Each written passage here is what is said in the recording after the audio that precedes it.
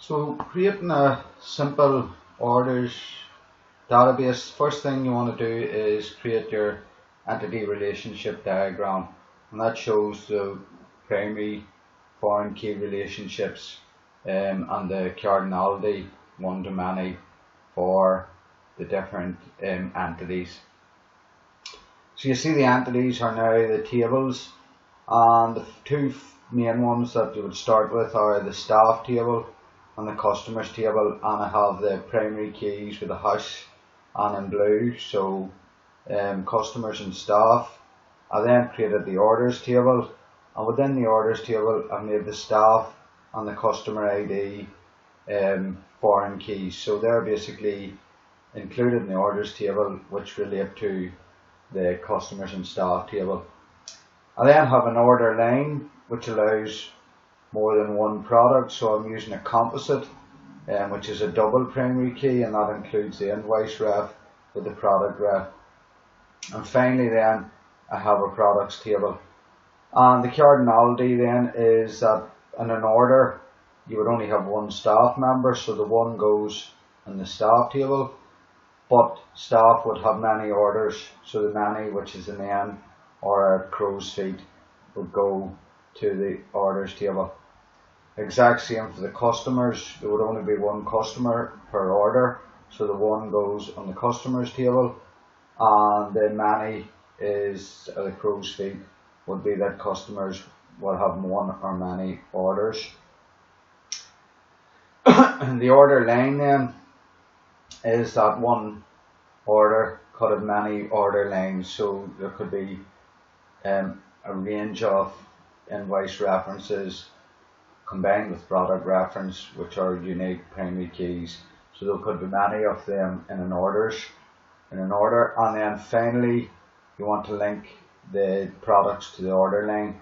One order line record would only have one product, but products can be in many order lines.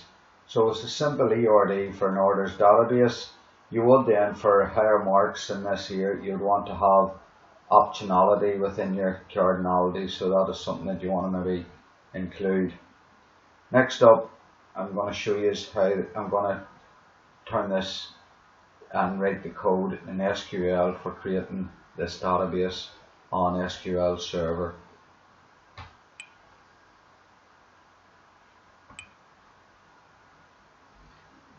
So you can see I've now opened up SQL Server, and on the left you have your Object Explorer. My database name is Martin.Delaney, and I'm going to begin with what are known as user-defined data types, and these are basically fields that would go right across a range of tables, so things like postcode, telephone number are just the two that I'm going to do as an example, but there are many that would be called upon and would be consistent right across a range of database tables. So to create my user-defined data types, I'll create a new query.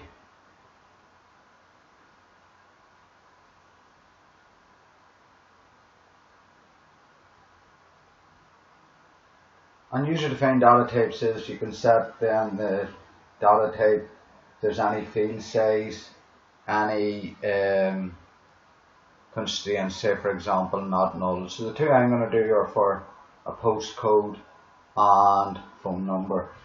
So start off exec, which is execute, and it's an inbuilt command, so it's sp add type, and I'm going to call the first one post underscore code postcode. I then go and give it its data type, so it's going to be a char, and the field size is going to be 8 because I'm going to have a space in my postcodes, and because they're strings you want them inside and surrounded by an apostrophe, so apostrophe before and apostrophe afterward. I'm then going to put my constraint, which is not null, so that means there has to be an entry for postcode. The other one then I'm going to put in is EXEC SP add type, and this time it's phone number, and his phone numbers, or comma, his phone numbers are strings because no number actually begins with 0 and phone numbers begin with 0. I'm going to set this again as a char, a fixed variable, or fixed string, and it's going to be 11 in the field size. Again, the apostrophe to close, a comma, and apostrophe for my constraint, not null. So I go up now and I click on execute, and you'll see it has command. If I go over to programmability, down to user defined data types and refresh, I can see my user defined data type. So in my write up, I would start off copying the code, and in my write up I would have discuss user defined data types and why they are used in network database systems, blah blah blah. In there then I paste in my code, and then under that I would discuss what the code does.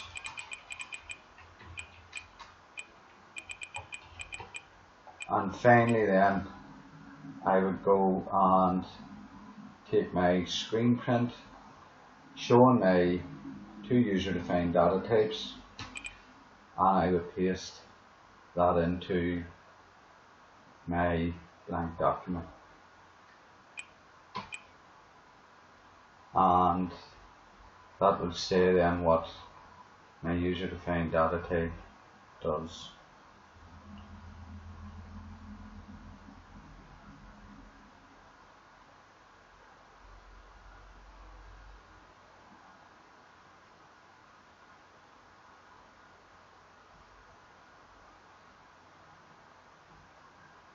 So I save, and I save my document.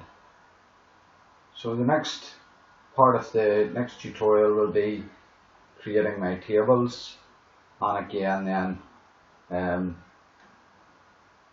including them. So I'm going to start off with the two main tables, which is the customer table and the staff table.